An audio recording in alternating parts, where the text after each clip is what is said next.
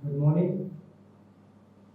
मुझे बहुत खुशी है कि आज मुझे क्राउड कंट्रोल पे अपने एक्सपीरियंस और अपने थॉट्स को शेयर करने के लिए मौका मिला है। और first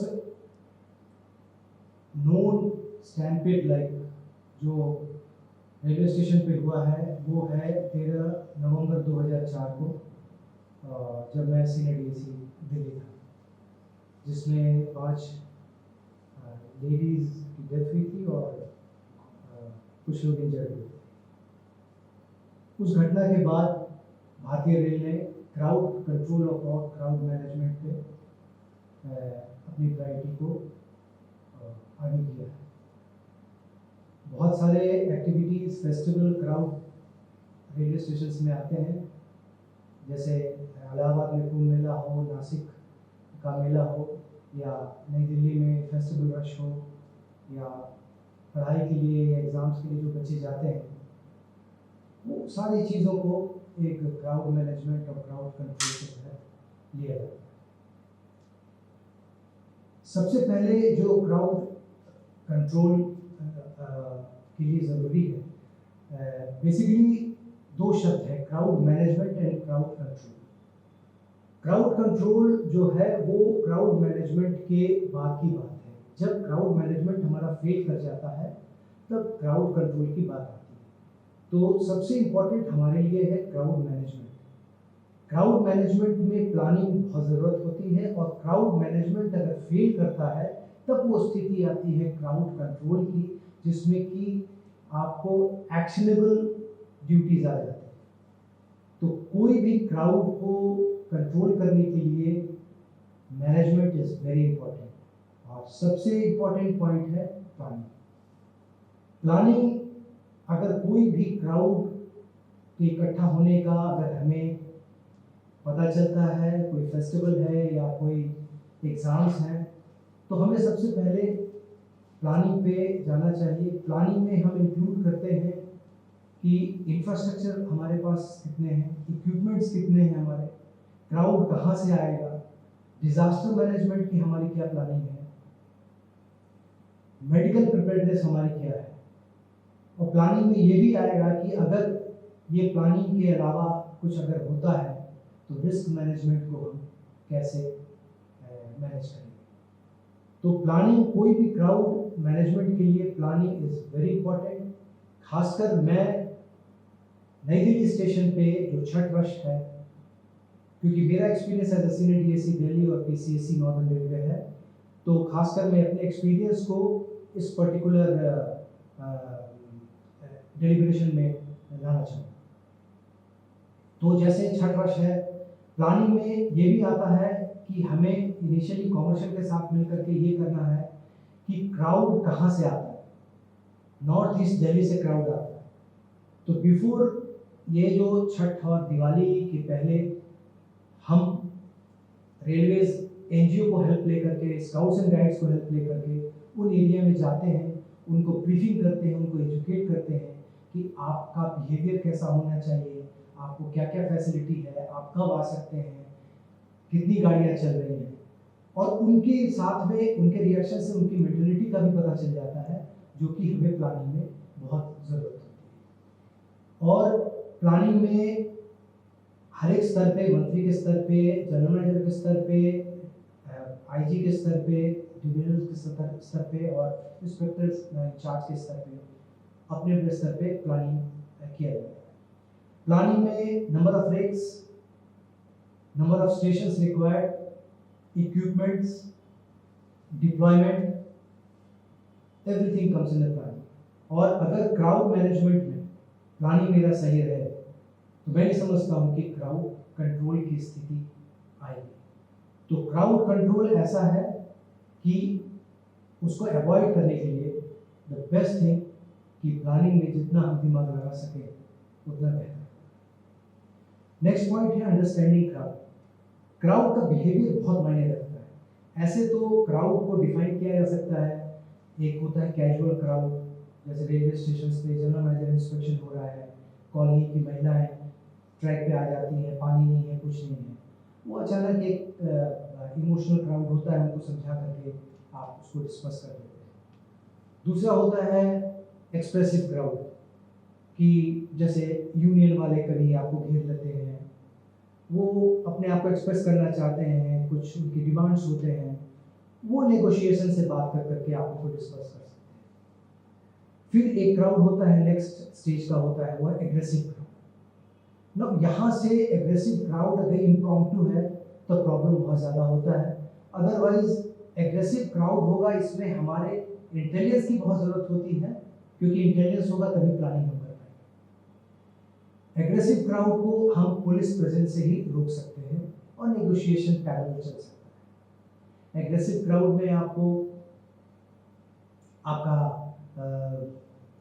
demands of tracks, demand of stoppages, ये सारी चीज़ें आती हैं। लास्ट जो होता है वो होता है मॉब।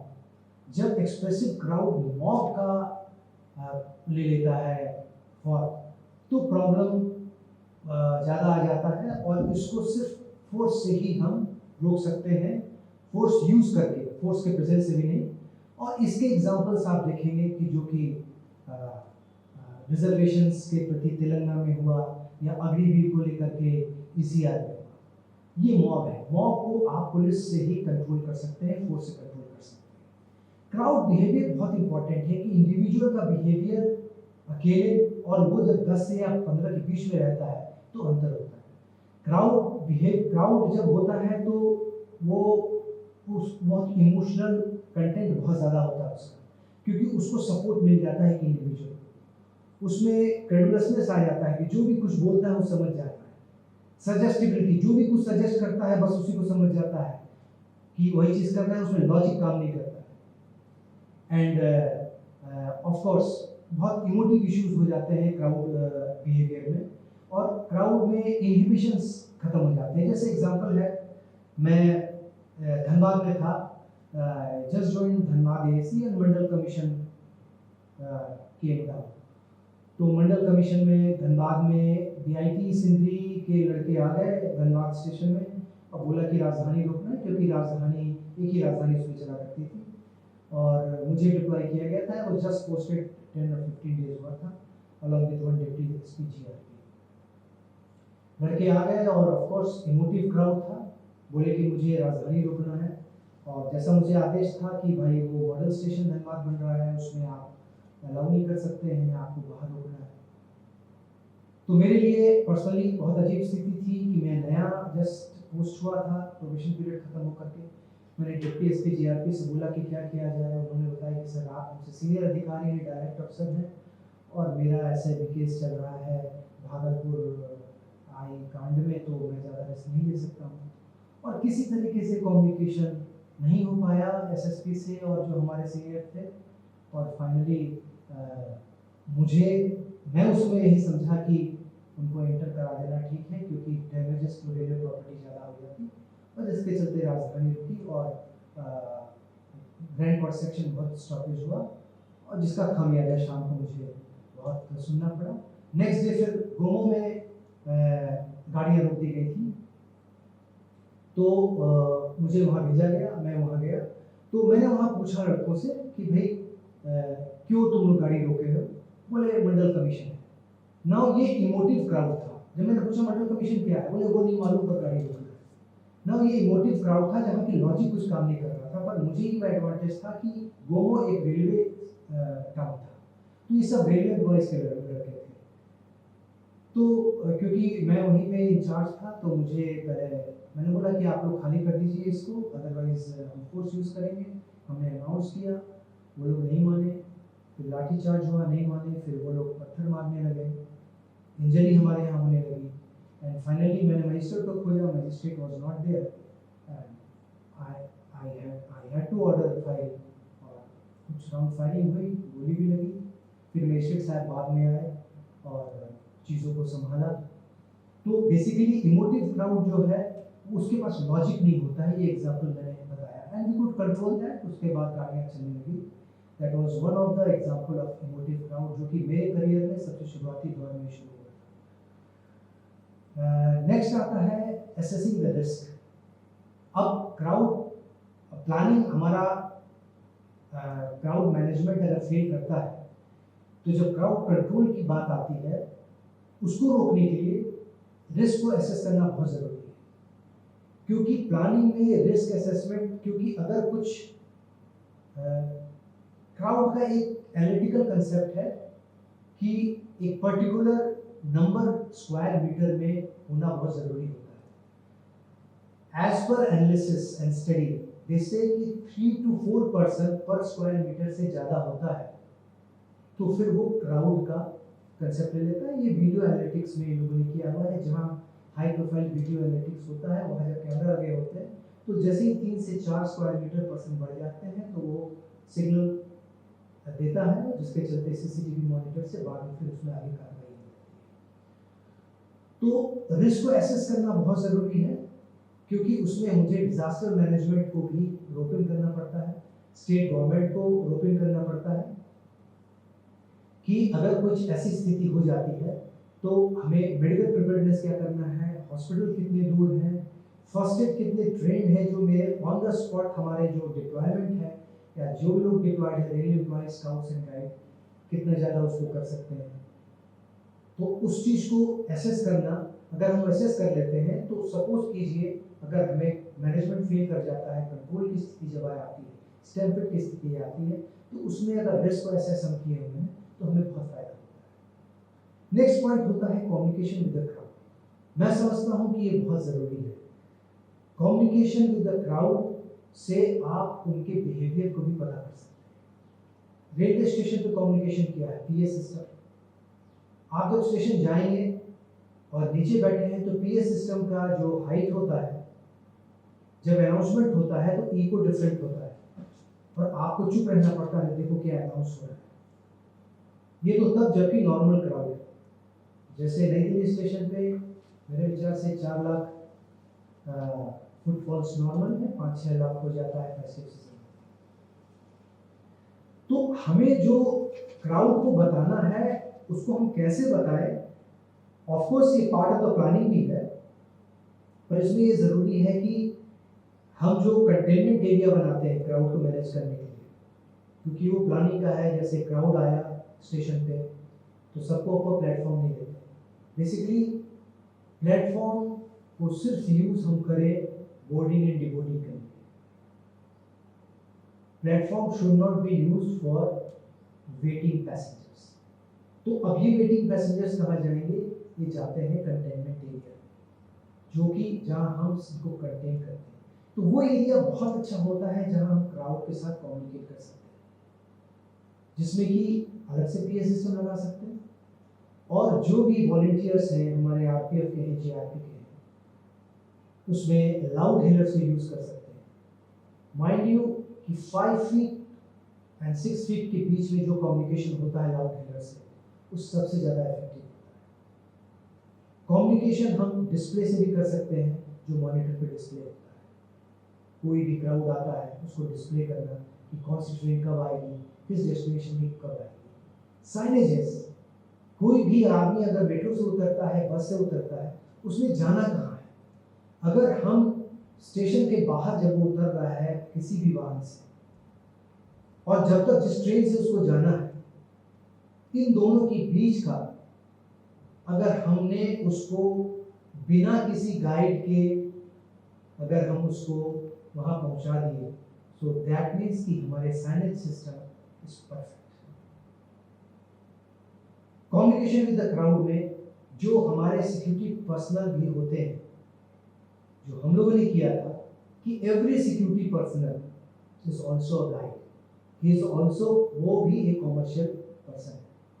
हर एक के पॉकेट में गाड़ियों की पोजीशन दिन भर की रहती थी कि कोई भी आदमी, कोई भी मुसाफिर यात्री पूछे कि मुझे इस ट्रेन से जाना है, मुझे किधर जाना है, किस प्लेटफॉर्म पे जाना है, तो अपार्ट फ्रॉम सिक्योरिटी ड्यूटीज, जो सिक्योरिटी पर्सनल या स्काउट्स एंड गाइड जो कॉमर्शियल वाले, तो उनकी ड्यूटीज ही रहती है स्पेसिफिक, उनकी ड्यूटी रहती है कि वो क्राउड को या पैसेंजर को कम्युनिकेट करें और उनको दिशा निर्देश दें। तो communication with the crowd is very important, क्योंकि खासकर जब क्राउड मैनेजमेंट फेल कर जाता है, जब कंट्रोल करना पड़ता है, उसमें भी कम्युनिकेशन बहुत ज़रूरत होती है कि हम वो क्राउड को कैसे कम्युनिकेट करना है कि आप बाएं न जाएं, दाएं न जाएं, नीचे न जाएं, ऊपर न जाएं।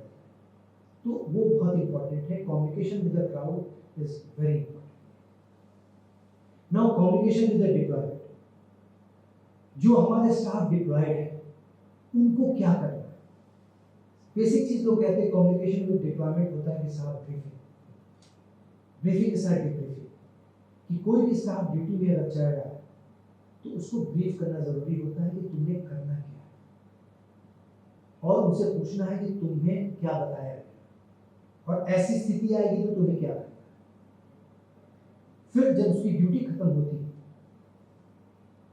तो उससे पूछा जाए कि तुमने वो किया जो तुम्हें कहा गया था, और अगर इसके अलावा भी क्या तुम्हारे पास कोई प्रॉब्लम आए, तुमने क्या किया। ये एक फीडबैक के रूप में हम लोग लेते हैं, जिससे कि आगे की प्लानिंग, नेक्स्ट डे की प्लानिंग या नेक्स्ट ईयर की प्लानिंग हम लोग बेहतर कर सकते हैं। कम्युनिकेशन विद डिप्लॉयमेंट और भी ज़रूरी है। यहाँ वेलफेयर की बात आ जाती है कि जो डिप्लॉयमेंट है वो क्या प्रॉब्लम फेस कर रहा है, अपने बैरक से आने जाने का, उसके खाने पीने का प्रॉब्लम, उसके रेस्टिंग पीरियड का, ये भी कम्युनिकेशन विद डिप्लॉयमेंट बहुत मायने रखता है इसमें, क्योंकि a motivated deployment is always good. इसमें मैं कहना चाहूँगा कि हम जब भी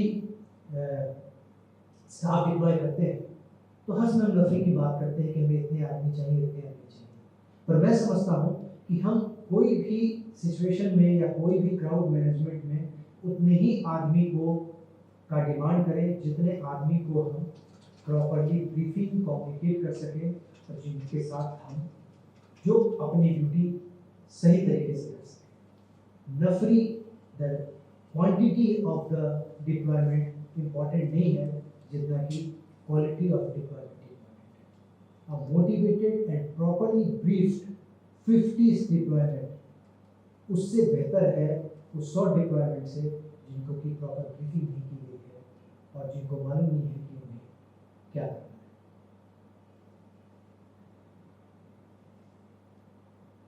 नाउ अब ये सारी चीज़ें जो बेसिक साइलेंट फीचर्स थी, एक्शनेबल पॉइंट्स, जो कि जब क्राउड आ जाता है और जब हमारी ड्यूटी शुरू हो जाती है, जब हमारी फंक्शनैलिटी शुरू हो जाती है, तो उसमें हमें क्या करना होता है। पहला होता है कि it is about managing expected and unexpected.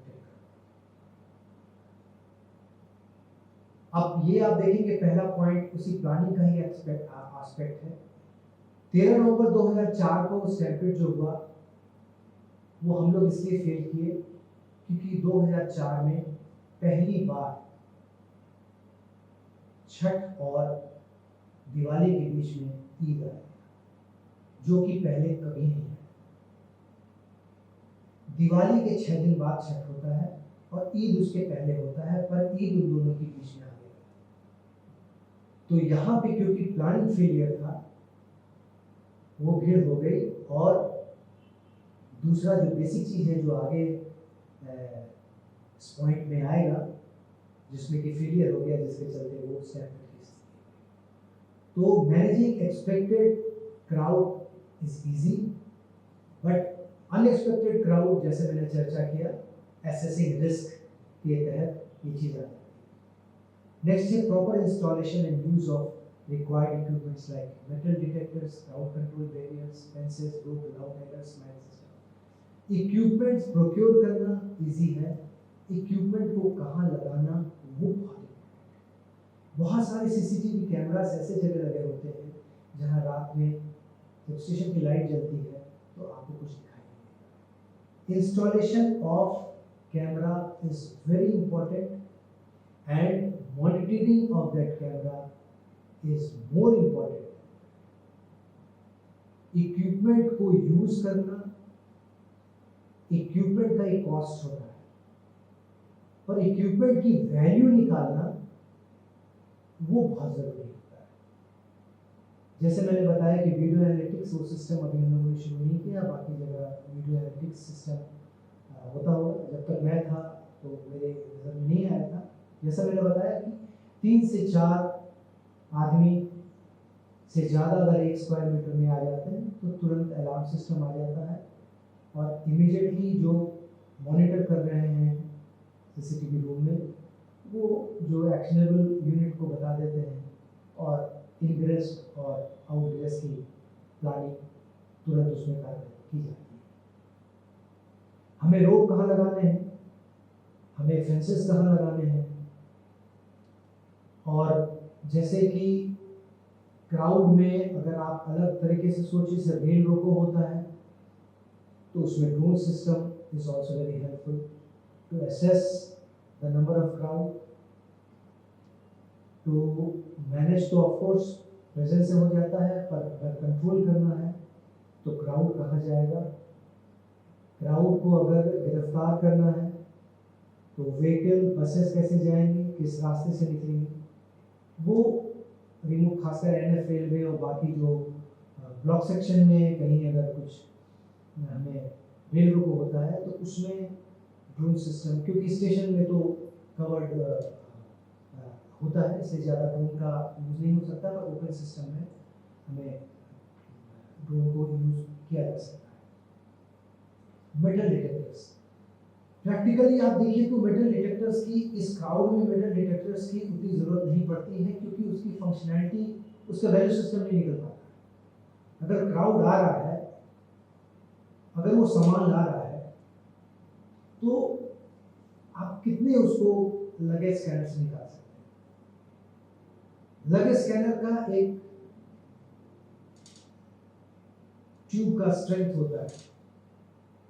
अगर प्लानिंग पिछले समय में अगर हम देखते हैं टाइप ऑफ क्राउड कैसा आता है, अब तो चीज़ें चेंज हो गई हैं, पर 2005-06 में उतने अच्छे ब्रीफ केसेस ट्रॉलर्स के साथ नहीं आते थे। तो जो लोअर स्ट्राटा के लोग हैं वो गठरी बांध के ले जाते थे, और गठरी is a great starter for stampede. और जो मेरा एक्सपीरियंस रहा है कि 2004 में वही हो गया था, बिकॉज महिलाएं उसको सर पे लेके चल रही थी, हल्का सा पुश मिलता है तो एक वेट गिरता है, वो वेट जाके किसी को मारता है, वो वेट उसको गिराता है और ये महिला गिरती है और फिर वो स्टैम्पर्ड के सिस्टम में। तो मेटल डिटेक्टर से, अब डोर फ्रेम मेटल डिटेक्टर क्या है? अगर मैं समझूं कि डोर फ्रेम मेटल डिटेक्टर एक भीड़ को या एक कॉलम को, एक रोज को कॉलम में करता है, तो क्या मेरा क्राउड इतना मैनेजेबल है कि हम सबको रो में करके पूरा डिटेक्ट करके जा सकते हैं? अब होगा कि साहब अगर इसमें फिर सुरक्षा की बात क्या होती है? यहाँ पे एक सिस्टम आता है, क्राउड बिहेवियर, ह्यूमन साइकोलॉजी। जो स्टाफ डिप्लॉयड है वो देख के पहचान जाए कि उनको सैंपल चेक किसको करना है, because it is not possible कि इस क्राउड में everyone has to go through, सबको लगेज स्कैनर और मेटल डिटेक्टर से जाने का। तो वहाँ पे आपको एक सैंपलिंग करना पड़ेगा, आपको चूज करना पड़ेगा, जो कि आप देखेंगे बड़े बड़े एयरपोर्ट्स में कि जो स्टाफ डिप्लॉयड होता है वो फेशियल एक्सप्रेशन और बिहेवियर से सैंपलिंग को चूज करता है और उस मुताबिक चेक करता है। The use of metal detectors and DFMD, handheld metal detector, is basically a sampling issue, not thoroughly and can be utilized. Next is creation of holding area with all amenities like ticket counters and information system. जैसा मैंने बताया, holding area should be ऐसा होना चाहिए जिसमें कि सारी facilities हम दें। अब एसेसिंग रिस्क में हमें ये भी ध्यान देना पड़ेगा कि होल्डिंग एरिया अगर हम बना रहे हैं तो क्या अगर बारिश होती है तो हमने रेन प्रिवेंशन के सिस्टम लगाया है, हमने यूरिनल्स कितने लगाए, अगर गर्मी कितनी है तो पंखे कितने लगाए, हमने क्राउड को क्या एक्सपेक्टेशन रखा है। किसी भी वेटिंग क्राउड के साइकोलॉजी को समझना बहुत ज़रूरी होता है। अगर गाड़ियाँ लेट हो जाती हैं तो जो वेटिंग पैसेंजर्स डिस्टर्ब हो जाते हैं, तो उनको उस समय कंट्रोल करने के लिए एक्सपेरिमेंट किया गया है कि जो भी फेस्टिवल्स में वो जा रहे हैं तो तो उन फेस्टिवल से रिलेटेड उनको स्लाइड्स दिखाना, उनको मूवीज़ दिखाना, जैसे कि वो बैठे रहे, उनका एंटरटेनमेंट होता है और मेडिकल फैसिलिटी भी होता है, बातचीत हम करते रहे। टिकट काउंटर्स कंटेनमेंट एरिया में ही बनाते हैं। ये बहुत बड़ा प्रॉब्लम होता है कि साहब कितने रेक्स रखने हैं, कुछ डायरेक्शन के रेक्स लेते हैं, क्योंकि railway is a complex area, complex system.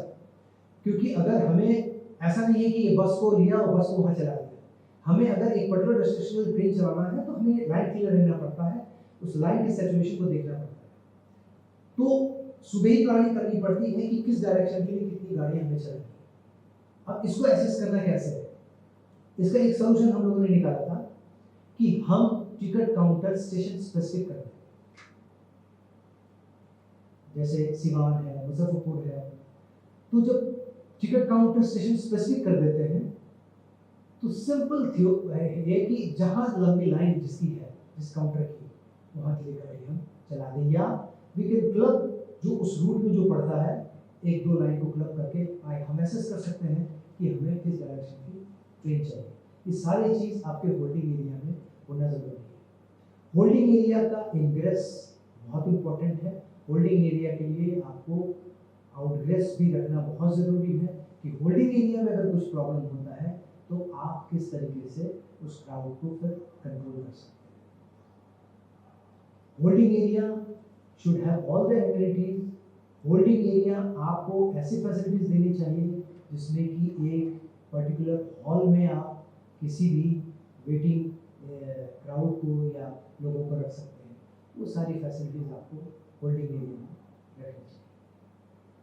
Creation of control room at site with representation of all concerned department including GRP and the state police. Now control room की duty of course crowd control के लिए ही होता है, management के लिए भी होता है, डायनेमिज्म देखना, डायनेमिक्स, क्राउड डायनेमिक्स को देखने के लिए होता है। क्योंकि एक कंट्रोल सिस्टम जो होता है वो, क्योंकि रेलवे में 16 डिपार्टमेंट होते हैं, जो भी उनके यूनिट के हेड हैं वो वहाँ बैठते हैं और किसी से भी कुछ प्रॉब्लम, जैसे कि रेक लग गया, पंखा काम नहीं कर रहा, तो एटलीस्ट मैकेनिकल डिपार्टमेंट के जो भी कंट्रोल में बैठते हैं वो इमीडिएटली एक्शन लेते हैं। तो एक जॉइंट एफर्ट होता है और उसमें government railway police, even presence of the state police is required. क्योंकि अगर फंक्शन कहीं स्टेट में या शहर में हो रहा है, जैसे कुंभ मेला है, तो उसमें स्टेट पुलिस के साथ कोऑर्डिनेशन बहुत ज़रूरी है, क्योंकि क्राउड का मूवमेंट जाने के लिए है और आने के लिए है स्टेट अपने गंतव्य स्थान पे या अपने डेस्टिनेशन पे। तो स्टेट पुलिस को भी रखना बहुत ज़रूरी होता है कि अगर मेरा क्राउड स्टेशन में बढ़ गया, कंटेनमेंट एरिया में बढ़ गया, तो स्टेट पुलिस कोऑर्डिनेट करके अपने एरिया में बता देता है कि अब रेलवे स्टेशन में ज़्यादा क्राउड को मूव नहीं कराना है और ट्रैफिक को वैसे कंट्रोल करना है। तो control room is basically nerve, जिसमें कि डॉक्टर्स, मेडिकल, एवरी सब लोग वहाँ बैठते हैं और आरपीएफ का भी और जीआरपी का भी डिप्लॉयमेंट होता है। और जैसे मैंने बताया कि सीसीटीवी मॉनिटर भी कंट्रोल रूम में होना चाहिए, और जितने ज़्यादा मॉनिटर होंगे उतने ज़्यादा लोग इसको ठीक से देख पाएंगे। और सीसीटीवी मॉनिटरिंग का एक चीज़ ध्यान रखें कि जहाँ की किसी भी इंसान को या ह्यूमन का एक लिमिटेशन होता है कि 2 घंटे से ज़्यादा वो कोई भी मॉनिटर को वैल्यू वाइज नहीं देख सकता, उसके बाद एक ड्रेनेस उसमें आता है, थकान आ जाती है। तो मॉनिटरिंग इज़ वेरी इंपॉर्टेंट, तभी उस सीसीटीवी सिस्टम की वैल्यू निकलेगी अगर हम अपने डिप्लॉयमेंट को, मॉनिटरिंग को 2-2 घंटे में चेंज करें और नंबर ऑफ मॉनिटर्स और नंबर ऑफ डिप्लॉयमेंट बढ़ाएं।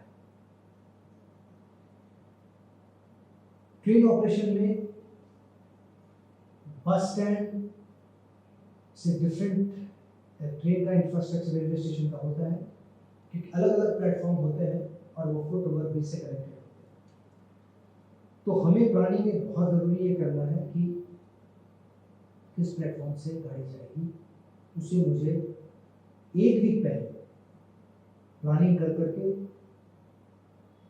अनाउंस कर देना होगा, पेपरों में भेज देना होगा with platform number.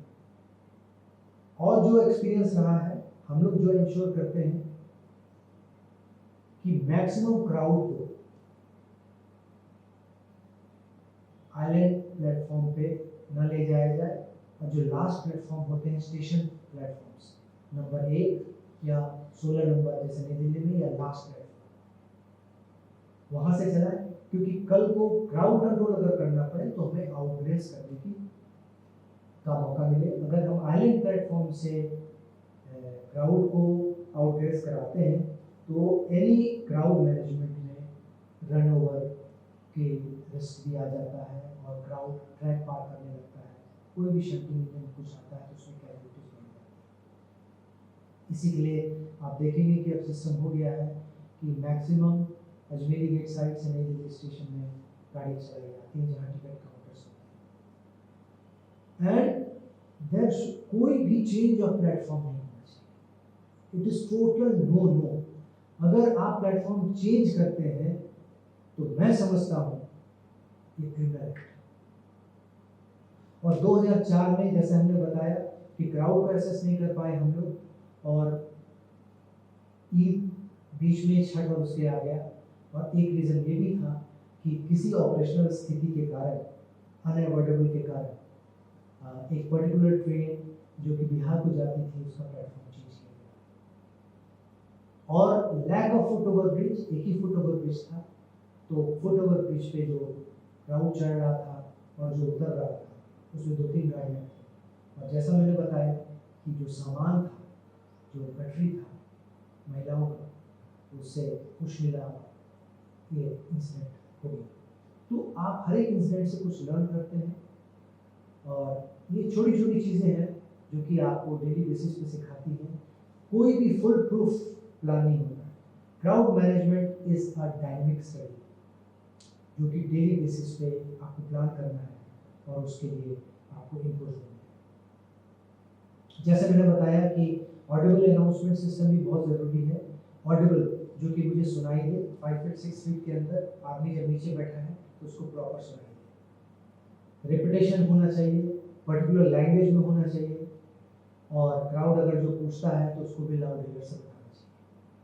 Medical preparedness बहुत ज़रूरी है।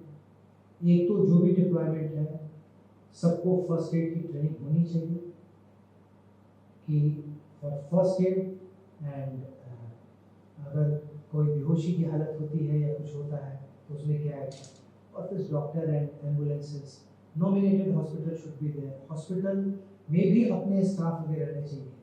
स्टेट गवर्नमेंट को अगर आप कहते हैं तो उनकी प्रायोरिटी नहीं है। हमें जो हॉस्पिटल नॉमिनेटेड हुए हैं उसमें अपने रेलवे डॉक्टर और अपने सिक्योरिटी पर्सनल। एक चीज़ मैं बता दूं कि फाइनली जब भी क्राउड का कुछ प्रॉब्लम होता है तो कॉन्सिक्वेंस किसको देखना पड़ता है, कॉन्सिक्वेंस सिक्योरिटी को देखना पड़ता है। तो command should be the security को ही से होना चाहिए।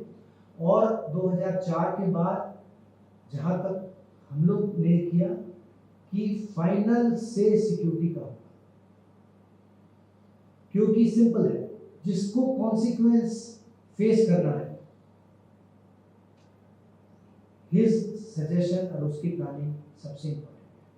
ट्रेन ऑपरेशंस की जो प्रॉब्लम है वो अपनी जगह है, वो बताएंगे, हम आगे पीछे एडजस्ट कर सकते हैं, पर फाइनल से सिक्योरिटी का होना चाहिए, क्राउड मैनेजमेंट में भी और planning. Provision of extra rake, जैसे मैंने बताया कि एक्स्ट्रा रेक का प्रोविजन भी बहुत ज़रूरी है। और कभी कभार होता है रेक लग जाता है और रेक खुला नहीं जाता, क्राउड आ जाता है कोचेस के बीच में, मैनेज करना मुश्किल हो जाता है। तो इसलिए रेक प्लेस होने के बाद इमीडिएटली कोचेस खुल जाने चाहिए, उसके पंखे प्रॉपर काम करने चाहिए, उसमें पानी सारी सुविधा होनी चाहिए। अगर एयर कंडीशन है तो एयर कंडीशन प्री कूल्ड होना चाहिए। तो सारी चीज़ों को वर्किंग ऑर्डर में होना बहुत ज़रूरी है। और जैसा मैंने बताया कि सिक्योरिटी का से होना चाहिए, और एक सीनियर ऑफिसर को, खासकर जो मैक्सिमम क्राउड का मूवमेंट जब होता है, बाकी मैक्सिमम क्राउड का मूवमेंट अगर आप देखें तो वो 12 बजे के बाद ही होता है, क्योंकि जो बाहर के लोग आते हैं वो सुबह चलते हैं और 12-1 बजे तक पहुंचते हैं, कंटेनमेंट एरिया में रहते हैं, गाड़ियाँ शाम तक निकलती हैं। तो 10-11 बजे रात के बाद से और 3-4 बजे तक। उस समय ही डिप्लॉयमेंट में अगर हम थोड़ा सा थिनिंग कर सकते हैं, बट टोटल पीरियड में एक सीनियर ऑफिसर का प्रेजेंस होना चाहिए। और ज़्यादा ज़रूरी है कि उस सीनियर ऑफिसर की फुल अथॉरिटी होना चाहिए, उसको किसी से डिस्कस करने की जरूरत नहीं है, क्योंकि वो साइड पे डिस्कशन में जो डिसीजन देगा बाहरी आदमी वो एसेस नहीं कर पाएगा, क्योंकि हर एक चीज़ वर्ड्स एक्सप्लेन नहीं कर सकते। इवन व्हाट्सएप पे विजुअल्स सारी सही चीज़ें नहीं बता सकते। तो एक फाइनल से उस सीनियर अफसर का होना चाहिए कि क्या करना है और उसको पूरी अथॉरिटी देनी चाहिए। मैं समझता हूँ ये बहुत इंपॉर्टेंट है, और वो सीनियर अफसर सिक्योरिटी एजेंसी का ही होना चाहिए। फिर जैसे बताया हमने कि डिप्लॉयमेंट, डायनेमिक डिप्लॉयमेंट होना चाहिए। डायनेमिक डिप्लॉयमेंट कहने का मतलब है कि हम स्टाफ को अगर लगाते हैं तो 8 घंटे के लिए लगाते हैं, गाड़ियाँ 4 घंटे में चली गई, 4 घंटे बचे गए, डिप्लॉयमेंट आपका फुल है, वो स्टाफ का वेस्टेज है। फिर आपको 4 घंटे बाद फिर गाड़ियाँ अगर हैं तो वो स्टाफ आपका थक गया। तो आपको इंटरमीडिएट डिप्लॉयमेंट करना है। इंटरमीडिएट डिप्लॉयमेंट कैसे कर सकते हैं? अब ये प्रॉब्लम आता है कि सर इंटरमीडिएट डिप्लॉयमेंट करेंगे, 4 घंटे डिप्लॉय किया हमने, फिर स्टाफ को रेस्ट दिया, फिर 4 घंटे के लिए बुला दिया, इससे नफरी कम लगती है और ब्रीफ स्टाफ, रेगुलर स्टाफ ज़्यादा हमें मिलता है। अब ये प्रॉब्लम होता है कि साहब ये इंटरमीडिएट लगाएंगे तो उनका रेस्टिंग पीरियड कहाँ होगा। तो ये ज़रूरी है प्लानिंग में कि जो डिप्लॉयमेंट है, डिप्लॉयमेंट जो है उनका भी कंटेनमेंट एरिया, हम क्राउड की बात करते हैं, पर डिप्लॉयमेंट का भी एक रेस्टिंग प्लेस होना चाहिए जहाँ उसको उनको पानी, पंखा, अगर एसी है तो बेहतर है, खाने पीने की या रिफ्रेशमेंट की सुविधा होनी चाहिए, सो दैट कि वो रिफ्रेश होकर करके और प्रॉपर्ली ओरिजिनली जो ब्रीफ है वो दोबारा आ सके। तो वो कितने डिप्लॉयमेंट हमें रखने हैं, वो पर डे डायनेमिक डिप्लॉयमेंट हमें रखना पड़ेगा। ये नहीं कि एक बार डिप्लॉयमेंट हमने इशू कर दिया, वो डिप्लॉयमेंट लग रहा है, और आप देखेंगे कि बहुत बार होता है कि भीड़ अचानक कम हो जाती है, छठ के 2 दिन पहले भीड़ कम होगी, डिप्लॉयमेंट वही है, क्योंकि जिसको भी छठ के पहले दिन जाना है, छठ में जैसे आप जानते हैं कि पहले दिन खरना होता है, तो छठ के 2 दिन पहले होता है, तो आदमी 1 दिन पहले पहुंच जाता है। तो छठ के 2 दिन पहले कोई क्राउड नहीं आता है, पर डिप्लॉयमेंट हम वही रखते हैं ना। वहाँ पे टोटल वेस्टेज ऑफ डिप्लॉयमेंट है, सारे डिप्लॉयमेंट बैठ करके मोबाइल फेसबुक देखते रहता है। वहाँ पे उस डिप्लॉयमेंट को आप बचा सकते हैं कि कल को जब फिर दोबारा कोई अगर ज़रूरत पड़े तो वो फ्रेश डिप्लॉय आप उसको कर सकते हैं, और या उसी मुताबिक आप प्लानिंग कर सकते हैं कि मुझे इतनी डिप्लॉयमेंट, इतनी ज़रूरत है। नफरी मांगना सबसे ईजी चीज़ होता है, डिमांड करना, उसमें लोगों को ये सेंस होता है कि हम ज़्यादा मांगेंगे कम मिलेगा, तो कल को अगर कुछ होता है तो मेरी सेफ्टी रहेगी कि सर हमें ज़्यादा होगा। बट सही मांगना इज़ मोर इम्पॉर्टेंट, और एफिशिएंसी आपकी वही है कि सही नफरी मांगना इज़ वेरी इम्पॉर्टेंट। जैसा मैंने पहले आपको चर्चा किया, क्राउड के साथ क्राइम आ रहा है, ड्रगिंग, theft, child and women crime, lifting का, महिलाओं के साथ छेड़खानी, क्योंकि क्राउड जाएगा तो ड्रगिंग होगा, क्योंकि अनएजुकेटेड पैसेंजर ज़्यादा होते हैं, और पिक पॉकेटिंग, स्नैचिंग बढ़ जाता है। इसके लिए आपको एक अलग यूनिट बनानी पड़ेगी। इसको जो आपके ओरिजिनल डिप्लॉयमेंट क्राउड के लिए है उसमें नेवर मिक्स, इसको कभी मिक्स नहीं करना चाहिए। इसके लिए स्पेशल डिप्लॉयमेंट रखना चाहिए आपको, और जहाँ जहाँ हमारे क्राउड जहाँ इकट्ठा होता है, जैसे कंटेनमेंट एरिया हुआ, और जब ब्रेक जब लगता है जिसमें क्राउड चढ़ रहा होता है, उसमें इनकी डिप्लॉयमेंट ज़रूरत होती है। हर एक स्टेशन पे फुट ओवर ब्रिज होता है। अगर आप देखेंगे तो स्टैम्पिड जो भी हुए हैं, फुट ओवर ब्रिज। अब जैसा मैंने बताया कि डोर फ्रंट मेटल डिटेक्टर आपको क्राउड को पतला कर करके ऐसे ले जाता है, यही चीज़ फुट ओवर ब्रिज करता है, क्राउड को इकट्ठा कर करके। तो जब क्राउड अगर कम भी है, डेंसिटी कम है, पर जहाँ फुट ओवर ब्रिज पे चढ़ता है उसकी डेंसिटी बढ़ जाती है। फुट ओवर ब्रिज में मूवमेंट क्राउड का हर्ष में होना ज़रूरी है। फुट ओवर ब्रिज में किसी को नहीं बैठना है, उसको मूव करते रहना चाहिए। फुट ओवर ब्रिज को हमें यूज़ करना चाहिए जैसे टावर्स के रूप में।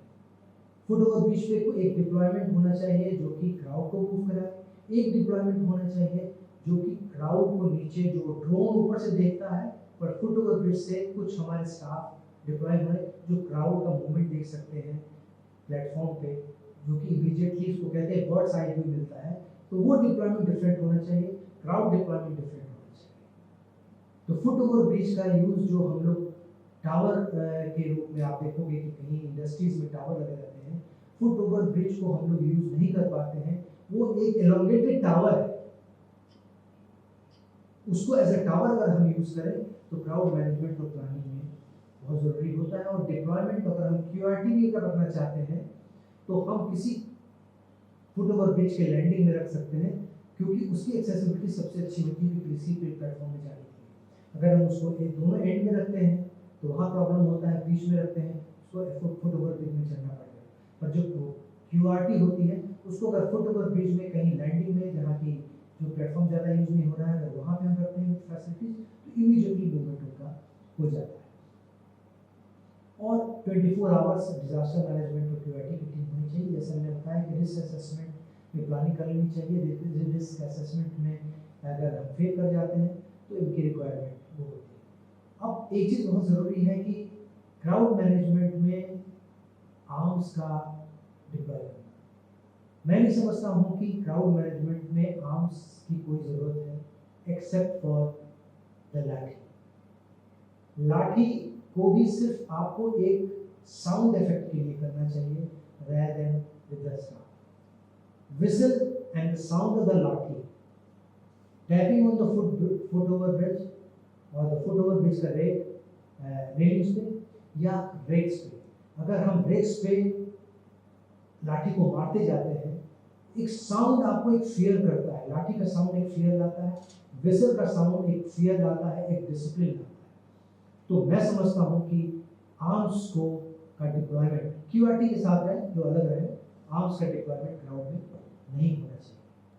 और ऐसे भी ट्रेन एस्कॉर्टिंग में भी हमें स्मॉल आर्म्स को यूज़ करना चाहिए। कोई मतलब नहीं है कि आप बड़े आर्म्स ट्रेन एस्कॉर्टिंग में जैसे इंसिडेंसेस अभी हुए हैं तो can be avoided. Intelligence unit की बहुत ज़रूरत है इसमें, प्लानिंग स्टेज से लेकर के असेसमेंट स्टेज में और डेली बेसिस के प्लानिंग में, ब्रीफिंग में, डिब्रीफिंग में, कि भाई हमें क्या इंटेलिजेंस इनपुट है, क्या क्राउड आ रहा है, क्या क्राउड से जो लोग परेशान हो चुके हैं, कितना पॉलिटिकल इंटरफेरेंस होने वाला है, ये सारी चीज़ें इंटेलिजेंस यूनिट को देखना पड़ता है। तो उनका अपना रोल है इसमें। और जैसा जानते हैं कि फेस्टिवल में, कोई भी त्यौहार में महिलाओं की आस्था ज़्यादा होती है। इमोशंस को समझना बहुत ज़रूरी है, क्राउड के इमोशंस को। जैसे एक एग्जांपल मैंने देखा कि एक जगह डिप्लॉयमेंट था, तो छोटी सी बच्ची जिसका दोनों पैर में प्लास्टर है, गोद में लिया हुआ है, मेरे 6-7 महीने की थी, मेरे इंस्पेक्टर इंचार्ज वहाँ भीड़ में, उसको पूछा तुम इस भीड़ में क्यों ले आए, कोई बच्ची मर जाएगी। इमोशंस देखिए, वो कहता है, वो पेरेंट्स, उसके पिताजी कहते हैं कि छठ मैया ने इस लड़की, उन्हीं के वरदान से ये लड़की मिली है, अगर वो ले जाना चाहते हैं तो ले जाए। इतने इमोशंस इन्वॉल्व होते हैं। तो ये चीज़ को, emotional issues of the crowd जरूर देखना चाहिए हमें। और खासकर लेडीज़ की डिप्लॉयमेंट, लेडीज़ के लिए स्पेशल अरेंजमेंट, लेडीज़ कोचेस को अलग, बच्चों के लिए अलग, डिसेबल्ड के लिए अलग, ये अरेंजमेंट हमें पहले से प्लानिंग करना चाहिए और कोच को एयरमार्क करना चाहिए। रेक का लगना भी बहुत ज़रूरी होता है। प्लेटफॉर्म हमने बता दिया, टाइमिंग बता दिया, रेक आया, लग गया, इंजन कहाँ रुकेगा वो बहुत इम्पोर्टेंट है। अब सिक्योरिटी जो है वो क्राउड को, लाइन को यहाँ पे रोके रखा हुआ है। उनको मालूम है कि फर्स्ट कोच यहाँ आएगा, सेकंड कोच यहाँ आएगा, इंजन को यहाँ रुकना है। अगर इंजन अपने जहाँ पे उसको एयरमार्क स्टेज है, तो वहाँ पे नहीं रुकता है और आगे चला जाता है, तो क्राउड डिस्ट्रक्टिव हो जाता है, लाइन डिस्ट्रक्टिव हो जाता है। फिर क्राउड जो फर्स्ट कोच के थे वो आगे बढ़ने लगते हैं, फिर वहाँ आपको फोर्स यूज करना पड़ता है।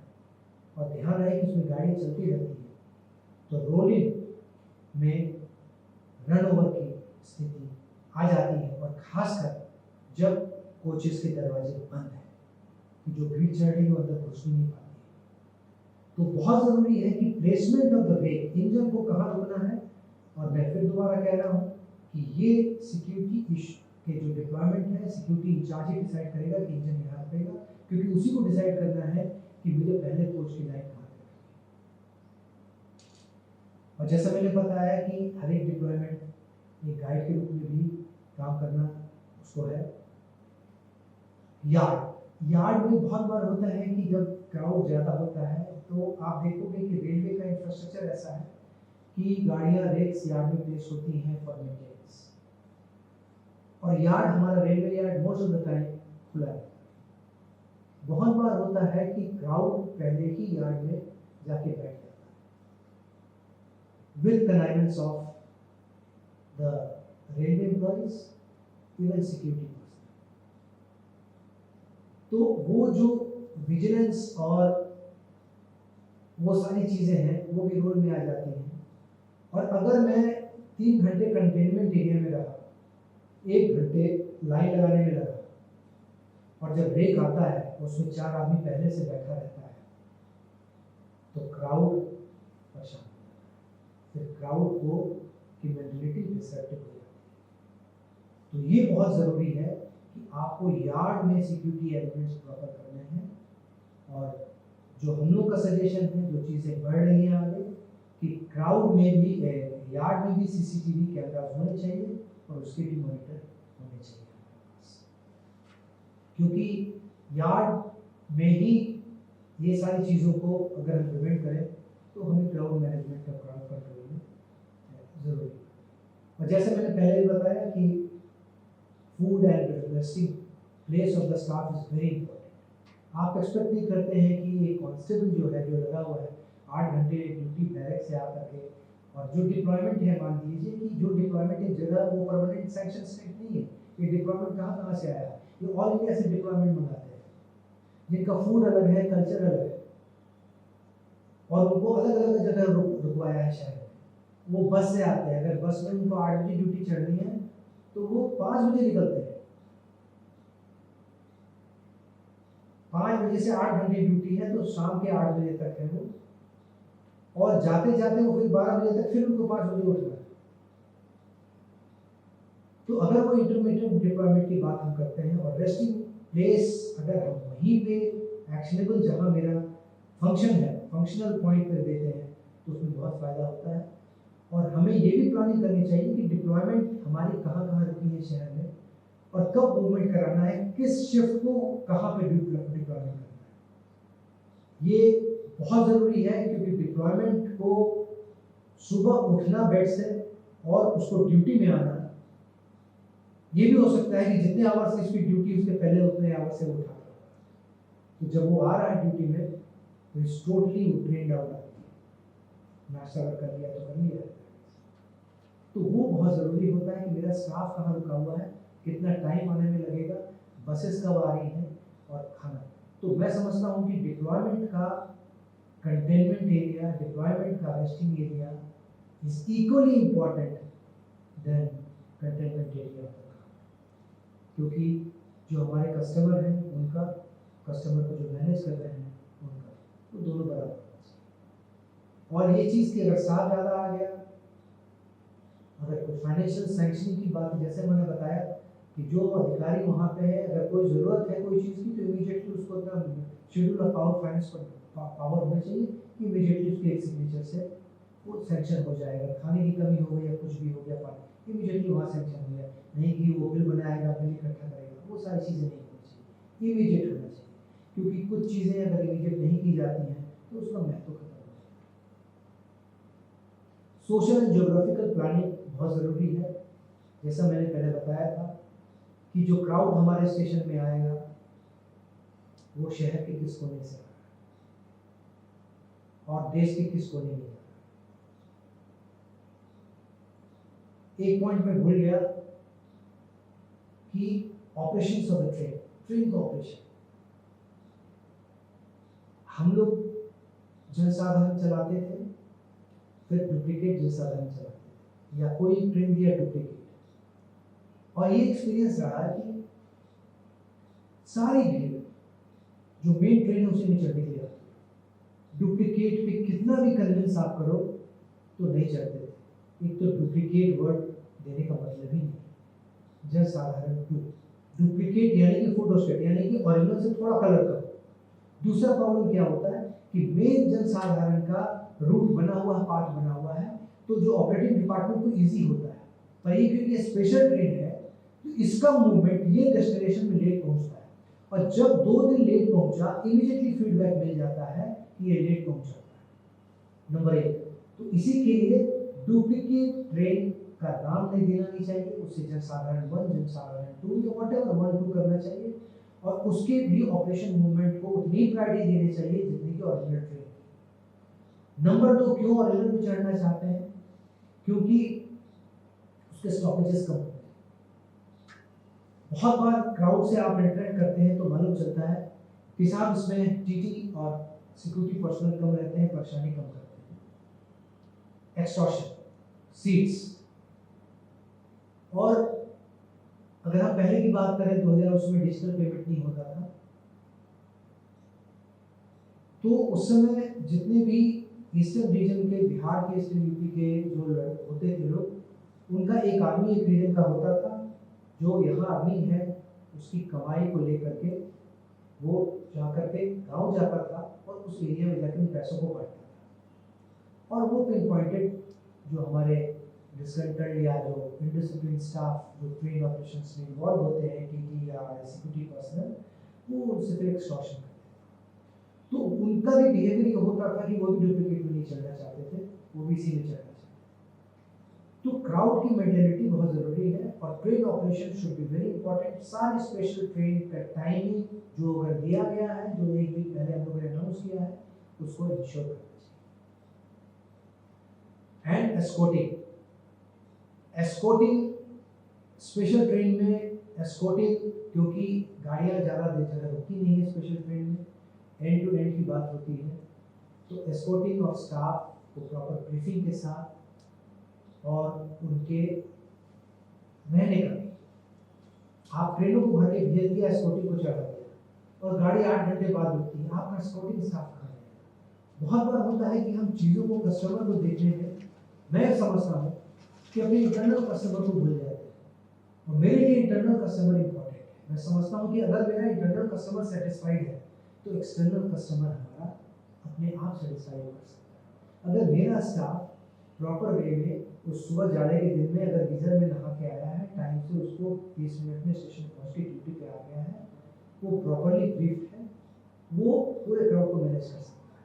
और जब इंटरनल कस्टमर मेरा सेटिस्फाइड है, तो जो एस्कॉर्टिंग स्टाफ है, अगर लॉन्ग रनिंग है, तो एस्कॉर्टिंग स्टाफ का हमें जगह स्पेसिफिक करना होगा कि ये कहाँ रेस्ट लेगा, कहाँ क्या है। तो ये बहुत इम्पोर्टेंट है। Finally, crowd management is a very good word, और जितना हम चाहें प्लानिंग, असेसमेंट, क्राउड मैनेजमेंट तक रखें और उसको क्राउड कंट्रोल की स्थिति में न लाएं, वो हमारा ध्येय बनना चाहिए। So finally, I am thankful to JRRPF Academy director here कि मुझे उन्होंने मौका दिया कि अपने थॉट्स को और अपने एक्सपीरियंस को आप लोगों के साथ मैंने शेयर किया। और ये डे टू डे चेंज होता है, it is a very dynamic functional, crowd management is a very dynamic functional, और every hour, every day, every situation, every festival, every situation it changes. Thank you. जय हिंद।